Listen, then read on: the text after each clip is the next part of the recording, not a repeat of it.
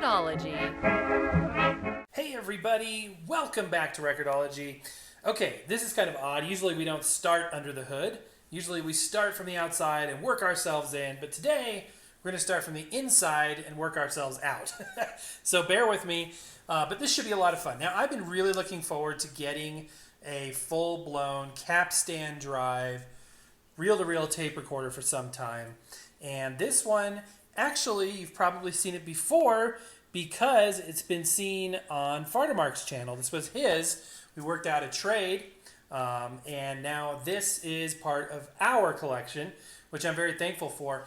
And he had serviced it. He had done all the work needed, cleaned it. It's in really good working order, but it had a very rough journey from the East Coast here to Colorado, and a couple of things happened, so it needed a little bit of help.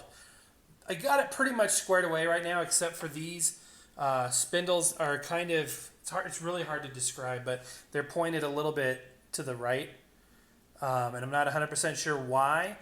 They're not something that can be manually put in a different position, and they work, but if you look at the reels from the edge, you can see there's a little bit of an alignment issue. But let's talk about this, right? So I'm going to move you in a little bit closer, and we're going to take a look at it. So it is a combination idler wheel drive and belt-driven device. So depending on what function, you've either got a triangle belt, a tubular belt, or an idler wheel.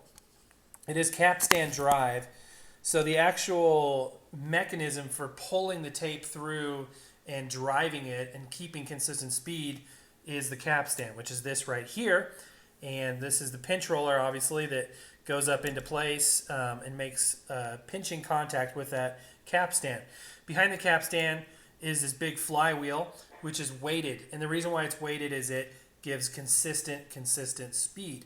And that is driven by this guy right here. This is an idler wheel, which connects up here when it's engaged to this little gear right here, this little pulley right here, I guess you would call it. This is the main motor. So a lot of stuff going on. That motor also drives the belts for rewind, fast forward, etc., etc., etc.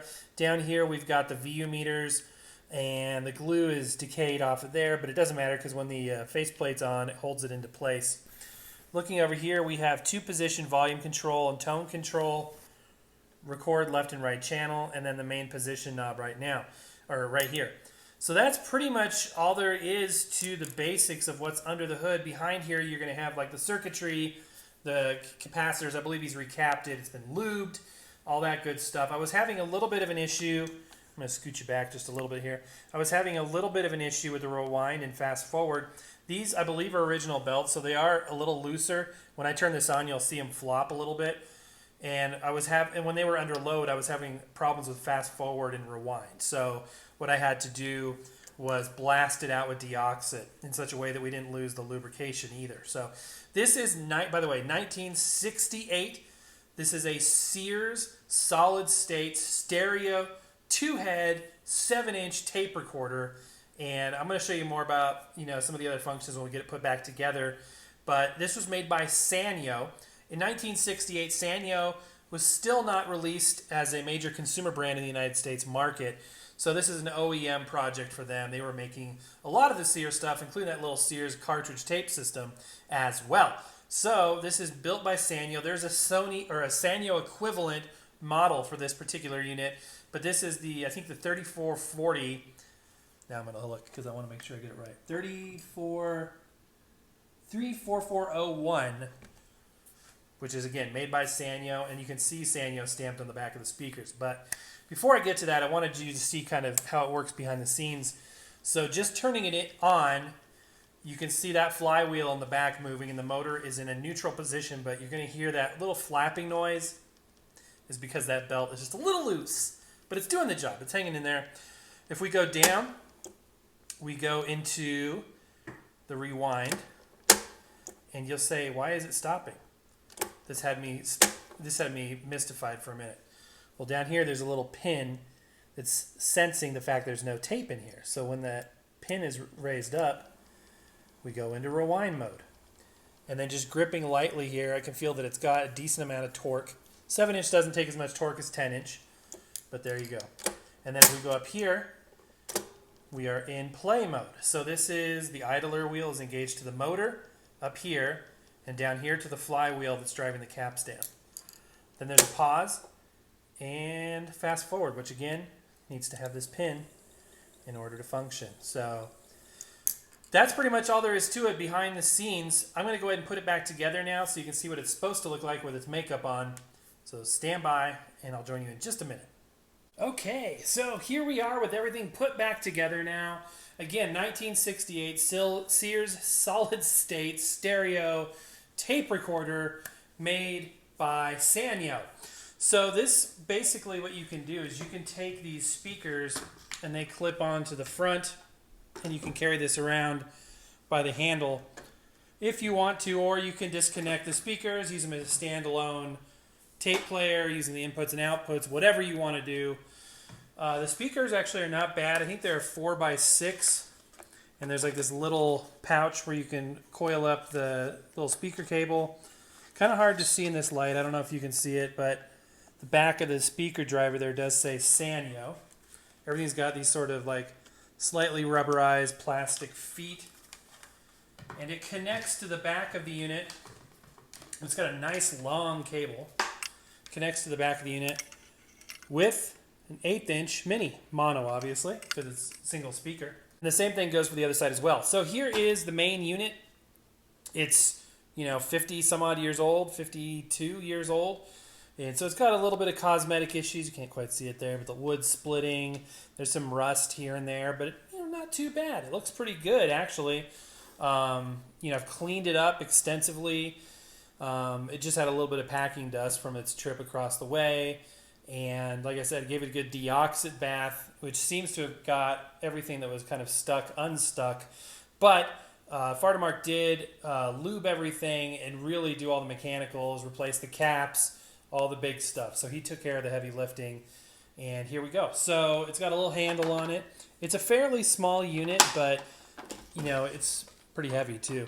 On the side here, here's the our input jacks and output jacks. So the left and right speaker connections are right there.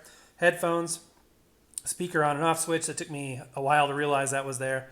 Aux input, microphone input, and line output as well, aux input.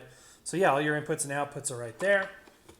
Around back, we've got a fan that starts automatically when the motor's engaged. There's the badge there, model 34401, and a chassis number, Sears Roebuck, and the power connection as well. And feet as well on the back if you want to lay it on its back. I like it upright. With it, we have this very cool Sears dynamic microphone. Check this out. This thing looks so cool. It kind of looks like one of those old Shure type radio mics. Actually, those are new, but you know what I'm saying. They're supposed to look old. But yeah, really cool there. And that's just got a 1/4" jack. Plug it right into the side there. Yeah. Here again is the unit ready to rock and roll. You have to have tape with your tape player. So we have an empty reel, because you also have to have an empty reel. And let's see here. Not good at opening these yet.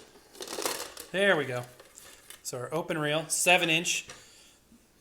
Pull off our little rubber stopper in there, find the spot where it goes in. You could tell I don't have the terminology down yet. I did have one of these, though. Growing up, we did have one of these. Here's a roll of new tape, but we're actually going to be using this. This is awesome. Phase 4 stereo, London Records, Popular Music Sampler number 2. So this is really cool. Obviously, when it came to pre-recorded music, this was the premium way to do it. Vinyl records were a lower cost media. I would say still are to this day. Oops. Okay. Don't do that. And, good Lord. Okay. You can tell I'm an expert at this, just like anything else. Also would help if I put the stopper back on there. I get to see you guys like munching your popcorn, watching me screw up everything. But anyway, so yeah, a premium format. And what we're going to try and do here is actually start this without having to do anything but feed it in. I did this in one shot earlier today. There we go. Okay, so now that we've got the take-up reel and the feeder reel in position, we can kind of demonstrate how this works. So down here, this is the on and off and tone control. Kind of hard to see, but the lights did turn on there. You can take this off if you need to do any work or look at the heads or the tape path. Tape path is huge to sound quality. If the tape path is out of alignment, you're going to lose your high end and other issues, but this makes it real easy just to clean your heads, clean the cap stand, clean the pinch roller, replace the pressure pads, all that stuff, without having to take it apart to the degree we did earlier. Down here we have a 2-position volume control. So there's an inner and outer control for the left and right. There's a tape counter. There's a speed select, so it runs at 1 7/8, just like a compact cassette, which is the lowest quality. Again, magnetic media, more is better. So you can run at 3 3/4 or 7.5, which if you're buying pre-recorded media like this, it's probably going to be that because that's the best quality. More media under those heads results in the best quality. Over here we've got the left and right record controls and the main transport control as well. So right now we are in the fast forward position. And now we're not. Now we're in the off position. So let's start by playing. So here we go. And playing would be good. Wondering why it wasn't playing. And this is the second time today I've had this issue. The tape path is a problem here because it's over this little sensor pin and it's not supposed to be. So I am going to get it out of the way and we should be ready to go because it thinks there's no tape in it.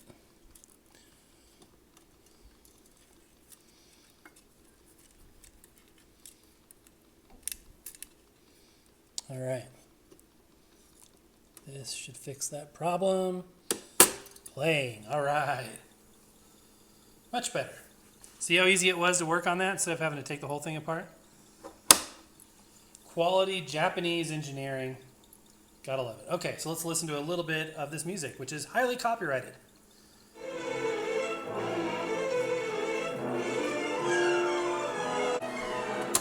Gonna fast forward a bit. Find a new spot on the tape.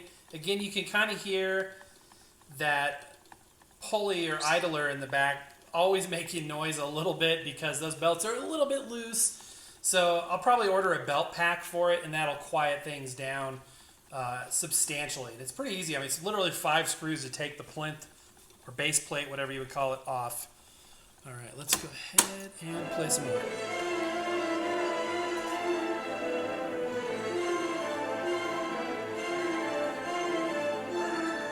Put it to stop. I haven't tried this with a direct feed output. I know that Fardamark has, and it sounds wonderful. I'm just using this with the built-in speakers right now, and I'm impressed. Sounds really good. Let's fast forward some more. Further down the tape. I'm really glad the fast forward and rewind are working now. Otherwise, you'd have to flip the reels and play it in real time to respool the reel, which would take a while. So again, guys, this is like $100 reel-to-reel. This is not... I mean, you can spend thousands easily on this stuff, but for, you know, $600-700, you can get one that is primo. This one is cool. This is a good starting point. It's good Japanese engineering, good quality. It'll get the job done, and that's pretty much what I need in my life right now. Something to get the job done. Awesome. You can hear that stereo imaging very clearly. Love it. Now this is just a first look of this device on the channel. After I do this video, I'm going to be installing it into the music room / office. It's really going to be a permanent fixture there because I really want to enjoy the fidelity of reel-to-reel tape. But I wanted to give a cursory look. We're going to be doing a lot more with this unit, so if you like this, stay tuned. There will be more to come, including recording tests, any upgrades we make, stuff like that.